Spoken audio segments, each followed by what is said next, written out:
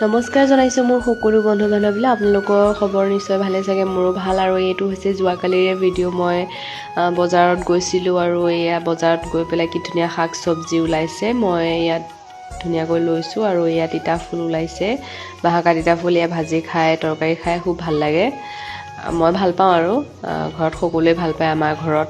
তাৰপিছতে এয়া মিঠাই চিঠাই অলপ লৈছোঁ, তাইও বোলে কিবা চকলেট খাই লৈছে। আৰু ফাইনেলি মানে চকলেট ল'লে আৰু মই এয়া ফুল একদম টমটমত উঠি পেলাই মানে ধুনীয়াকৈ দূৰৰ পৰাই মানে আপোনালোকক দেখুৱাবলৈ চেষ্টা কৰিলোঁ। এয়া অৱশ্যে মই নিকিনিলোঁ আৰু ঘৰত ফুল আছে যিহেতুকে, কিমান আল ধুই থাকিম বোলো, যিখিনি আছে সেইখিনিয়ে বোলো ভালকৈ হৈ থাকক, সেইবুলি আৰু নানিলোঁ মানে মই।